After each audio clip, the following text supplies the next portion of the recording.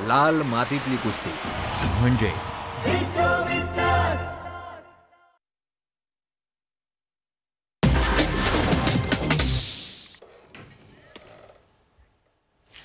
नमस्कार, मी तन्मय टिल्लू. हितगुजी आमच्या खास कार्यक्रमात आपलं स्वागत. या कार्यक्रमात आपण विविध विकारांविषयी चर्चा करून उपचार पद्धतींविषयी अधिक माहिती जाणून घेत असतो. आज आपण आम्लपित्तामुळे होणारे मणक्याचे आजार याविषयी अधिक माहिती जाणून घेणार आहोत आणि या विषयाबद्दल अधिक माहिती देण्यासाठी आमच्या स्टुडिओत आलेत या विषयातील तज्ज्ञ डॉक्टर अविनाश अमृतवाड. चर्चेला सुरुवात करण्यापूर्वी मी डॉक्टर अविनाश अमृतवाड यांचं स्टुडिओत स्वागत करतो. डॉक्टर, स्वागत. नमस्कार. तर डॉक्टर अविनाश यांचा परिचय सांगायचा झालाच तर अमरावतीच्या गुरुकुंज मोझरी येथील आयुर्वेद महाविद्यालयातनं त्यांनी आयुर्वेदाचार्याची पदवी मिळवली आहे. मागील 14 वर्षांपासून नांदेड इथं श्री विश्वेश्वर आयुर्वेद चिकित्सालयाच्या माध्यमातून अनेक दुर्धर आजारांवरती संशोधन आणि उपचार ते करतात. मेंदूचे आजार, वंध्यत्व, मणक्याचे विकार, त्वचा विकार, हृदयरोग, थायरॉइड इत्यादी अनेक आजारांवर अचूक निदान आणि उपचारासाठी त्यांची ख्याती आहे. वंध्यत्वासारख्या दुर्धर आणि जटिल आजारानं नैराश्यग्रस्त अनेक रुग्णांना त्याचा लाभ झालाय. सोबतच मानस रुग्ण तसंच वैवाहिक आयुष्यातील नैराश्य इत्यादी समस्यांवर उपचार ते करतायत. यात उल्लेखनीय बाब म्हणजे सामाजिक बांधिलकी जपत डॉक्टर अविनाश हे गोवर्धन गोसेवा प्रकल्प जिल्हा नांदेड इथं मोफत आयुर्वेदिक उपचार गरजूंवरती करतात. आजपर्यंत मराठवाडा भूषणसहित अनेक पुरस्कारांचे ते मानकरी ठरलेत. मुख्य शाखा नांदेडसह मुंबई, पुणे, लातूर, नागपूर इत्यादी शहरांमध्ये रुग्णसेवा ते देतात. तर आज आपण अधिक माहिती त्यांच्याकडनं जाणून घेणार आहोत. डॉक्टर, आजचा जो आपला विषय आहे त्याविषयी मला तुम्ही आधी थोडंसं सांगाल. आम्लपित्त नेमकं कशाने निर्माण होतं आणि आम्लपित्तामुळे स्नायूंचे आजार कसे काय बळावतात? ॲक्च्युअल आम्लपित्त ही जी तक्रार आहे जी सर्वसामान्यांना अतिशय नित्याच्या आयुष्यामध्ये साधी वाटते, पण ती गंभीर स्वरूप कसं उत्पन्न करू शकते हे ॲक्च्युअल नित्याच्या प्रॅक्टिसमध्ये रुग्ण पाहिल्यानंतर मला जाणवतं. मूळ प्रश्न असा आहे की आम्लपित्त जर का मी त्याला शब्द अजीर्ण वापरला तर कदाचित तो सोपा ठरेल. अच्छा. मग मुद्दा असा आहे की शास्त्रामध्ये जीर्ण अजीर्णाच्या विषयी विचार करत असताना चरकाचार्यांनी विरुद्धासन, विषमासन, अजीर्णासन आणि रसशेष इत्यादी अजीर्णांचं वर्णन करून ठेवलं आहे. सोबतच एकंदरीतच जर समजा आपण मणक्यांचा आणि त्याचा संबंध जर आपण कन्सिडर केला तर मणके समजून घेणं गरजेचं आहे आणि आम्लपित्त पण समजून घेणं गरजेचं आहे. आम्लपित्त कशाने उत्पन्न होतं? अवेळी खाल्ल्याने उत्पन्न होतं, नको ते खाल्ल्याने उत्पन्न होतं किंवा विरुद्ध अन्न खाल्ल्याने उत्पन्न होतं. आजकाल लोक खाण्यापिण्याविषयी सजग आहेत, म्हणजे व्हिटॅमिन्स विषयी सजग आहेत किंवा याच्यामध्ये हे उत्पन्न करतं त्याच्यामध्ये ते आहे, ह्या सगळ्याच गोष्टी ॲक्च्युअली ते कन्सिडर करतात. परंतु जेवणाची वेळ मात्र त्यांची चुकती आहे. अच्छा. जीर्ण अजीर्णाचा जर मी विचार केला तर पूर्वीचं जिरल्याशिवाय खाऊ नये असं शास्त्र सांगतं. परंतु लोकांकडे वेळेची बंधनं म्हणा किंवा एकंदरीतच त्यांचे जे काही जॉब शेड्यूल्स आहेत किंवा इतर गोष्टी आहेत किंवा आवडीनिवडी म्हणजे ज्याच्यामध्ये आम्ल, कटू, लवण म्हणजे आंबट, खारट आणि तिखट पदार्थांचा जास्तीचा वापर असेल किंवा पातळ भाज्यांचा वापर जास्ती असेल. आजकाल लोकांच्या तोंडामध्ये लाळ येत नाही आणि लाळ येत नसल्या कारणानं त्यांचा जो इंटरेस्ट आहे तो अशा पद्धतीच्या पदार्थांकडे चाललाय आणि कंटिन्युअसली एक रस सातमी झाल्यानंतर कोणताही आजार हा उत्पन्नच होणार आहे. आता मेजरली जर समजा आपण स्नायूंच्या विकारांच्या बाबतीमध्ये जसं बोललात किंवा मणक्यांच्या आजारांच्या बाबतीमध्ये एकंदरीत शास्त्राने जे काही समजा एक रचना म्हणून त्याची जर पाहिली आपण तर त्या ठिकाणी स्नायू आहेत, शिरा आहेत, रक्तवाहिन्या आहेत, मज्जातंतू आहेत आणि स्पाईन म्हटलं की आपण एकदम हाडांचा विचार करतो आणि ऑर्थोपेडिक सर्जनकडे किंवा ऑर्थोपेडिक डॉक्टरांकडे गेल्यानंतर ज्या काही तक्रारी उद्भवतात त्याच्यासाठी आपण एक्सरे आणि MRI करतो आणि हाडांविषयीच एकंदरीत ट्रीटमेंट घेण्याचा प्रयत्न करतो. अच्छा. परंतु ओव्हरऑल जर आपण एकंदरीत चर्चा केली म्हणजे ह्या सगळ्या गोष्टींचा विचार केला तर स्पाईन ही एक फिक्स पोझिशन आहे. It is like a statue आणि त्याच्यावरती जे काही मुद्दे प्रेशर क्रिएट करतात किंवा तुटण्या व्यतिरिक्त जर समजा आपण हाडांच्या बाबतीमध्ये विचार केला तर कुपोषणजन्य सगळ्याच गोष्टींच्या अनुषंगाने त्याच्यावरती परिणाम होतो. तिथलं रक्त कमी होतं, मज्जाधातूची क्षती होते किंवा गादी जी आपण म्हणतो ती गादी ॲक्च्युअल मेदापासून बनलेली आहे आणि तिथं रक्ताचं संवहनानं ती मेंटेन होते आणि कधी काळी एकदम प्रेशर पडल्यानंतर ॲक्च्युअल त्याच्यामध्ये चेंजेस येतात किंवा तिथं क्रॅक्स जातात किंवा त्याला आपण गादी सरकणे, नस दबणे किंवा इतर गोष्टी म्हणतो. म्हणजे पचनातून सुरू झालेली गोष्ट. आता आम्लपित्ताचा जर मी विचार केला तर अधोआमाशय आणि ग्रहणी म्हणजे आमाशय आणि ग्रहणी या ठिकाणी ॲक्च्युअल पित्तधरा कला म्हटले त्याच ठिकाणी मज्जाधरा कला म्हटले. म्हणजे शास्त्र असं सांगतं की ज्या ठिकाणी पित्ताचं एकंदरीतच काम चालतं त्याच ठिकाणी ऍक्च्युअल मज्जाधातू तयार होतो. आता मज्जाधातू जर तिथं तयार होत असेल आणि पोषण पण तिथंच होत असेल तर मज्जाधातू तयार करण्यासाठी मला पोषणाचा विचार करणं क्रमप्राप्त ठरतं.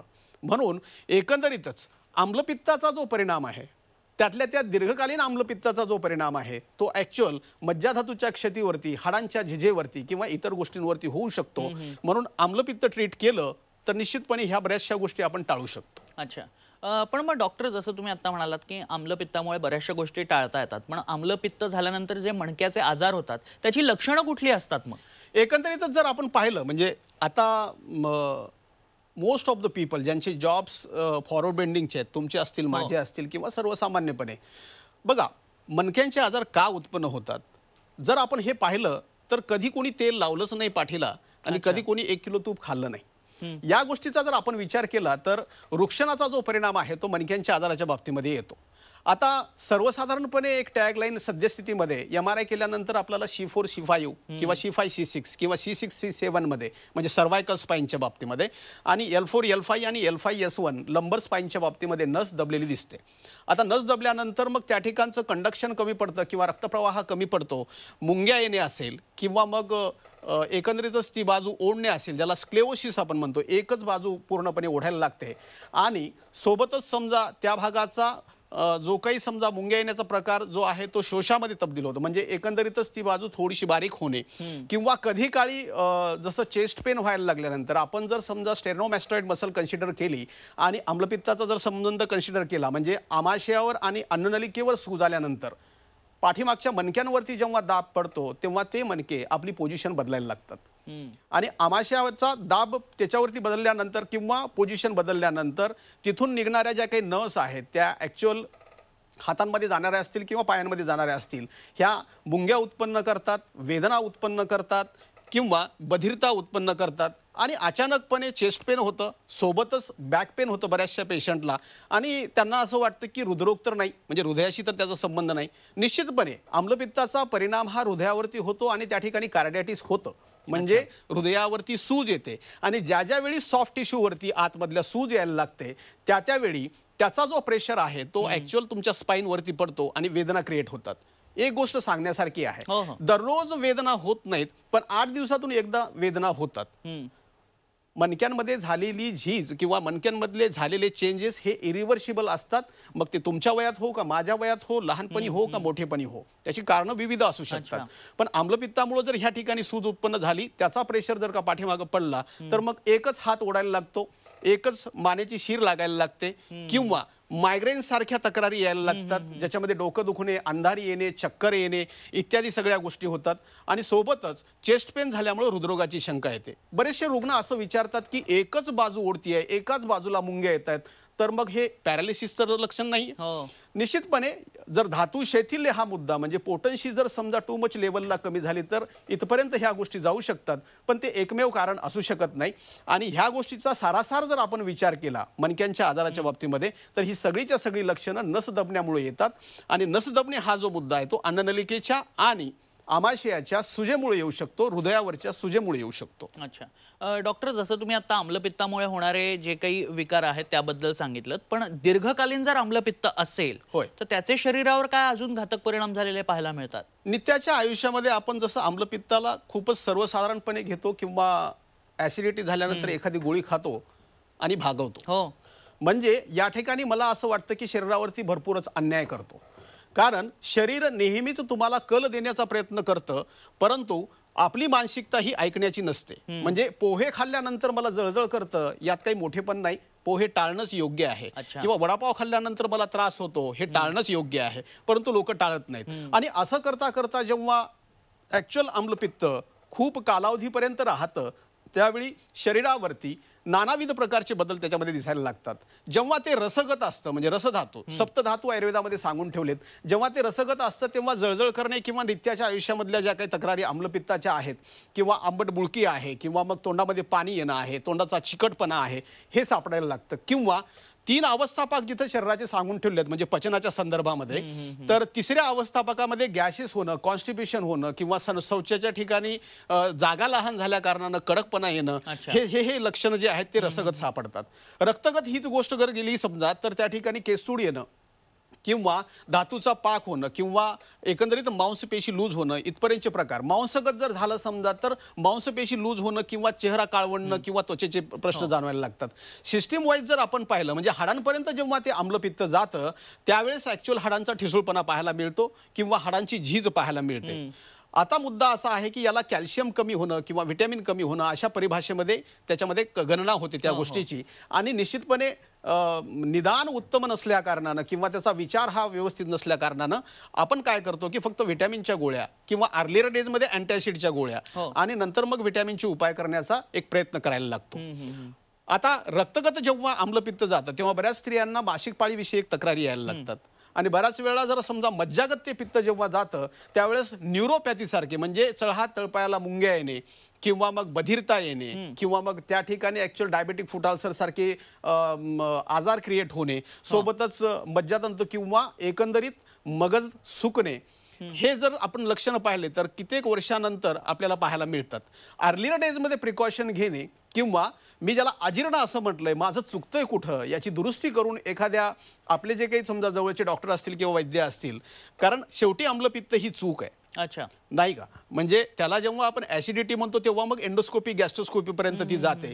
परंतु रात्रीचं 10 वाजता खाल्ल्याने सकाळी उलटी होत असेल तर निश्चितपणे रात्रीची 10ची उलटी बंद करणं हाच त्याला उपाय होऊ शकतो. म्हणून या बाबतीमध्ये किंवा स्पाईनच्या बाबतीमध्ये जर आपण विचार केला तर अर्लियर डेजमध्ये प्रिकॉशन सहित जर आपण इलाज केला तर निश्चितपणे आम्लपित्त आणि मणक्याचे आजार दोन्ही पण छान दुरुस्त होऊ शकतात. अच्छा डॉक्टर, मी पुढच्या प्रश्नाकडे येतो. कारण नस दबणे, जसं तुम्ही मगाशी म्हणालात की गादी सरकणे, यासारखे जे आजार आहेत त्यावरती आयुर्वेदात नेमके कुठले उपचार आहेत आणि ते कोणते, ते कसे केले जातात? मूळ मुद्दा असा आहे की जसं सरांनी विचारलं की नस दबणे, गादी सरकणे, गादी फाटणे किंवा ऑस्टिओफाइट्स डेव्हलप होणे, या सगळ्या गोष्टींचा जर मी विचार केला तर ॲक्च्युअल मणक्यांची रचना जिथं आतमध्ये गादी आहे, ज्यांची रचना ही मेदापासून तयार झालेली आहे आणि यथा काले जेव्हा आपण प्रेशरने समोर बेंड होतो किंवा मग मार लागतो किंवा इतर गोष्टींमुळं प्रेशर पडल्यानंतर गादी जी आहे ती कॉम्प्रेस होते आणि डिस्टन्स कमी होतं दोन मणक्यांमधलं, त्यावेळेस हा मुद्दा येतो. अच्छा, आता ऑपरेशन टाळणे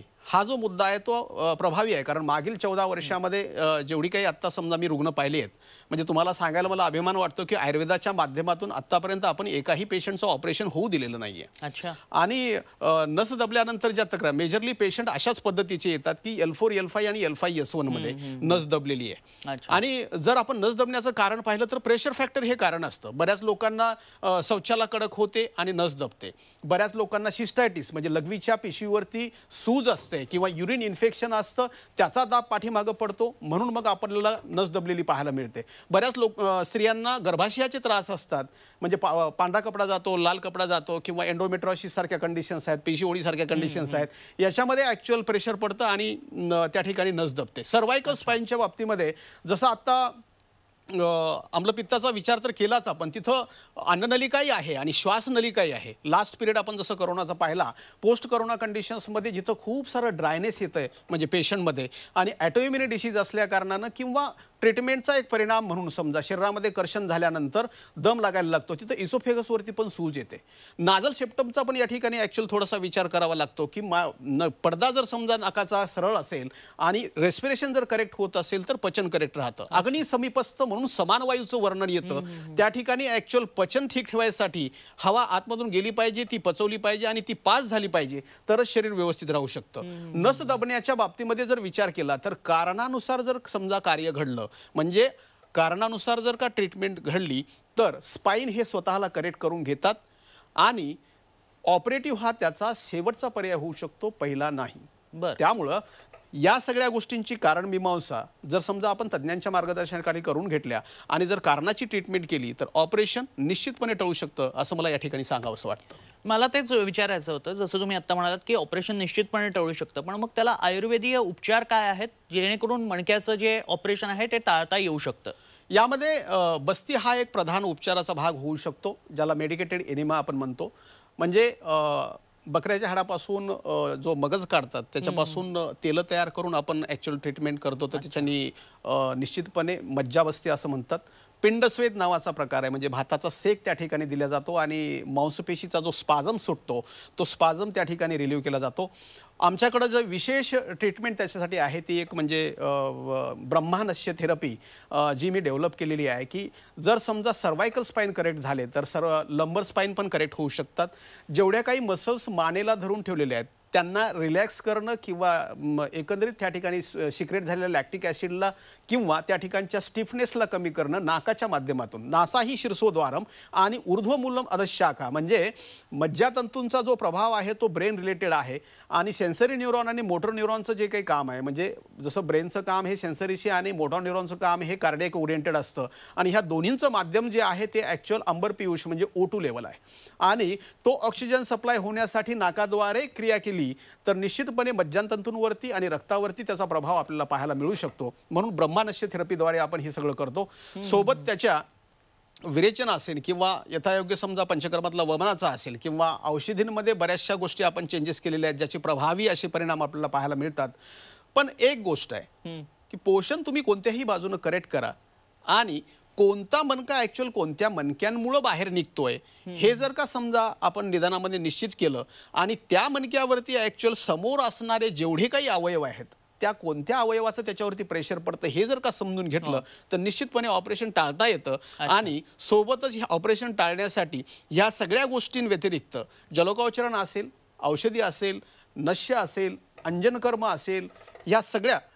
आता एक महत्त्वाची गोष्ट सांगायची राहिली ते म्हणजे अभ्यंग, म्हणजे सर्वांगास अंगाला तेल लावल्यानंतर जसं एक अभ्यंग तेल म्हणून आम्ही क्रिएट केलंय ज्याच्यामध्ये व्हिटॅमिन D3चाही विचार केला आहे आणि इतर गोष्टींचाही विचार केलाय की जे की नित्याचं जर समजा आपण अंगाला लावलं तर निश्चितपणे या सगळ्या गोष्टींचा जो मुद्दा आहे म्हणजे जो स्टिफनेसचा असेल किंवा स्पाझम किंवा हाडांची पोझिशन बदलण्याचा मुद्दा आहे तर तो करेक्ट होऊ शकतो असं मला वाटतं.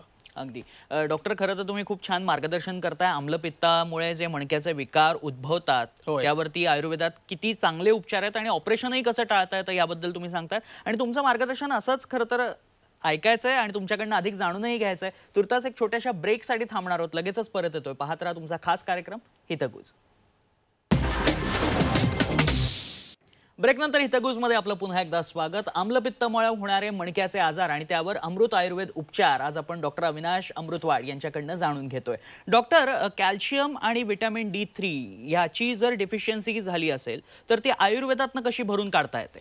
अतिशय महत्त्वाचा प्रश्न तुम्ही विचारला, म्हणजे ज्याच्यावरती हाडांच्या आजारांचं भवितव्य डिपेंड करतं. म्हणजे ते मुद्दे म्हणजे व्हिटॅमिन D3 असेल किंवा मग कॅल्शियम असेल किंवा व्हिटॅमिन B12 असेल, जे आज मेजरली म्हणजे डिफिशियन्सीच्या कॅटेगरीमध्ये लोक येत आहेत. एक ग्लोबल वॉर्मिंगचा एक फटका असेल किंवा मग ओव्हरऑल लोकांची बदललेली जीवनशैली किंवा मग बदललेला डाएट चार्ट असेल, या सगळ्यांची परिणिती म्हणून हे सगळ्या डिफिशियन्सीज पाहायला मिळतात. कॅल्शियमचा जर मी रोल ॲक्च्युअल पाहिला तर तो म्हणजे स्टिफनेस क्रिएट करणे किंवा मसल्समध्ये पॉवर क्रिएट करणे आणि D3चा पण सेम आहे.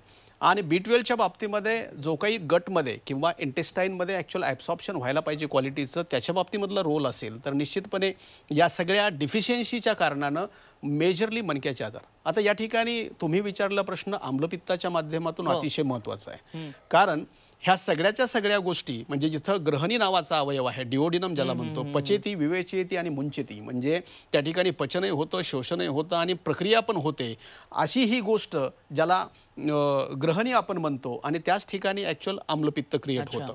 कारण जिथं द्वितीय अवस्थापाकामध्ये म्हणजे पचन होत असताना द्वितीय अवस्थापाक म्हणजे ग्रहणीमध्ये ज्या ठिकाणी लिव्हरमधनं आणि पॅनक्रियाजमधनं पित्त येतं त्या ठिकाणी जर का समजा प्रॉपर पचन नाही झालं तर गटमध्ये म्हणजे स्मॉल इंटेस्टाईनमध्ये सूक्ष्म पचन आणि मोठ्या आतड्यामध्ये स्थूल पचन ह्याही गोष्टी एक्स्ट्रॅक्ट काढण्याच्या संदर्भामध्ये व्यवस्थित होत नाहीत, म्हणून ह्या डिफिशियन्सी क्रिएट होतात. आता मुद्दा असा आहे की हे सगळं घडत असताना मग ॲक्च्युअल क्रिएट कसं करावं किंवा परमनंट आन्सर. कारण सरते शेवटी कसं आहे की कॅल्शियमच्या गोळ्या लाईफ लॉंग घेतल्याने काही ना काहीतरी साईड इफेक्ट किडनीजवरती किंवा इतर गोष्टींवरती पाहायला मिळतो.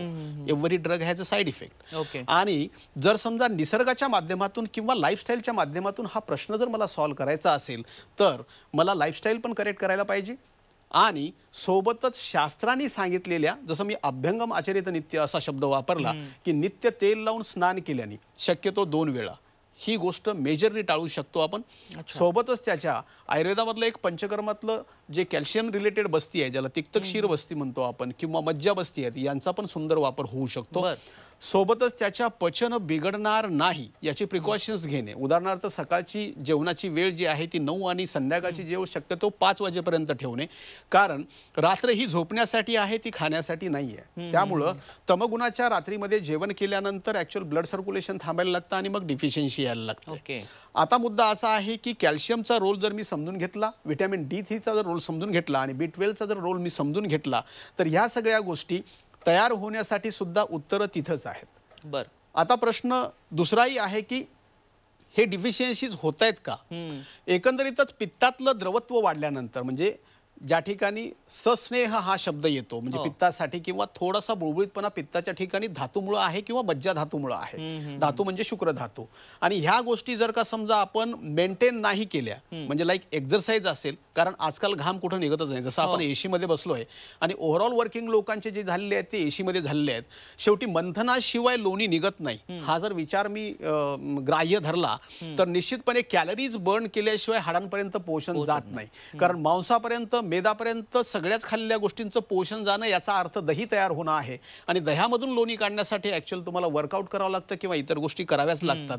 तोही एक मेजर पार्ट याच्यामध्ये येतो. एक चिकित्सेच्या अनुषंगानं जर मी विचार केला तर आयुर्वेदिक उपचारामध्ये ग्रहणी व्याधीची चिकित्सा करणं किंवा रसगत आणि रक्तगत येणाऱ्या आजारांची चिकित्सा करणं हा मेजर पार्ट त्याच्यामध्ये येतो. यामध्ये आम्ही अभ्यंग तेल डेव्हलप केलेलं आहे. एक शतायू ग्रॅन्युल्स म्हणून आपण कॅल्शियम डिफिशियन्सीसाठी डेव्हलप केलेला आहे. आणि सोबतच एक मंजिरी नावाचा कल्प डेव्हलप केला आहे जो मांसपेशींच्या कॅल्शियमसाठी वर्क करतो. आणि सोबत त्याच्या जर समजा लाईफस्टाईल आणि इतर गोष्टींचं मॅनेजमेंट केलं तर निश्चितपणे हा प्रश्न नेहमीसाठी सॉल्व्ह होऊ शकतं असं मला या ठिकाणी सांगावं असं वाटतं. डॉक्टर, मगाशी तुमच्या बोलण्यातनं उल्लेख आला होता तो ब्रह्मानस्य थेरपी बद्दल. ही नेमकी थेरपी काय त्याबद्दल जाणून घ्यायला आवडेल. आता जो ब्रह्माचा प्रश्न तुम्ही विचारला, मागेही मी रेफरन्स दिला की का माझ्या बोलण्यात हे रिपीटेड येतं, याचाही तुम्ही थोडासा विचार करा. कारण इट इज अ मॅजिक. म्हणजे मानेच्या वेदना, पाठीच्या वेदना, हृदयाची धडधड असेल किंवा दम लागणं असेल किंवा पेरिफेरल नर्वस सिस्टीमशी संबंधित किंवा पिट्युटरी ग्लँडशी संबंधित जेवढे काही मुद्दे येतात, मग ते सायकोसोमॅटिक डिसऑर्डर्स असू देत किंवा स्पाइन डिसीजेस असू देत, हृदयाचा आजार असू दे किंवा मग डायजेस्टिव्ह सिस्टीमशी संबंधित आम्लपित्तासारखे साधे ते गंभीर प्रश्न असू देत, या सगळ्यांच्या बाबतीमध्ये जसं मी म्हटलं की अग्निसमीपस्थ म्हणून वायूची भूमिका येते. प्राणाचं पुरण झाल्यानंतर समानाचं संदुक्षण आणि आपानाचं अनुलोमन म्हणजे गॅसेस पास झाल्यानंतर ॲक्च्युअल पचन परफेक्ट होतं. पण जर नाकावाटे श्वासच गेला नाही, जसं ओरल रेस्पिरेशन हा मेजर पार्ट सध्याच्याला पाहायला मिळतोय, मग ते हेवी टॉक असेल लोकांचं किंवा मग मोबाईलचा वापर असेल किंवा मग जॉब वर्किंग जे बोलण्यासंबंधितच झालेत, ह्या सगळ्या गोष्टींचा परिणाम जो आहे तो ॲक्च्युअल अन्ननलिकेच्या सुजेवरती येतो. अन्ननलिकेवरती सूज आल्यानंतर स्पाईनवरती प्रेशर पडतं, सोबत श्वासनलिकेवरती पण पडतं. श्वासकृच्छता यायला लागते तेव्हा जीव गुदमरतो, तेव्हा आपण रिॲक्ट करायला लागतो, तेव्हा सायकोसोमॅटिक डिसऑर्डर्स येतात आणि सोबतच चेस्ट पेन आल्यानंतर हृदरोगाची शंका येते. या सगळ्यांचं उत्तर जे आहे ते म्हणजे नाकाचं ब्रिदिंग आहे. आणि नाकाचं ब्रिदिंग जर का ओपन झालं तर ॲक्च्युअल स्पाईन मधून जाणारे जेवढे काही मज्जातंतू आहेत त्या सगळ्याच मज्जातंतूंना ताकद मिळते आणि वेदना असतील, मुंग्या असतील, बधिरपणा असेल, एकच साईड ओढणं असेल, या सगळ्यांवरती नॉट ओनली ब्रह्मा हा एक 50% पार्ट असू शकतो, पण सोबत त्याच्या जे काही समजा आतमधली सूज उतरण्यासाठी, पचन ठीक करण्यासाठी, मज्जातंतूंना ताकद देण्यासाठी, हाडांना बळ देण्यासाठी आपण जी उपचार पद्धती करतो, या दोनोचा जर आपण कोंबो पॅक केला तर निश्चितपणे 3 महिन्यापर्यंत आतापर्यंत पाहिलेले याच्या आम्ही देवत्व घेत नाही, पण आतापर्यंत जे काही पाहिलंय किंवा जे काही अनुभवलंय 3 महिन्यामध्ये अतिशय सुंदर परिणाम स्पाइन डिसीजच्या बाबतीमध्ये आपल्याला पाहायला मिळतात. आणि सगळ्यांनी ॲक्च्युअल कसं आहे, आयुर्वेदावरती विश्वास दाखवणं गरजेचं आहे सर. आणि मुद्दा असा आहे की ऑपरेशन किंवा इतर सगळ्या गोष्टी ज्या मेंटेनन्स थिअरीमध्ये येतात, ह्या सगळ्यांचा वापर हा नंतर होऊ शकतो, खरं नाही का? त्यामुळं फर्स्ट ऑफ ऑल एकदा प्रिफरन्स देऊन पहा, निश्चितपणे तुम्ही आजारातून आम्लपित्तासारखा आजार आता सगळ्यांमध्येच खरं तर प्रामुख्याने पाहायला मिळत असतो, बळावताना पाहायला मिळतो. आणि त्यावरती आयुर्वेदात तुम्ही आज खूप छान उपचार सांगितलेत, उपचार पद्धतींविषयी माहिती दिलीत आणि आज आम्हाला वेळ दिलात त्याबद्दल आपले खूप खूप आभार. Thank you sir, thank you.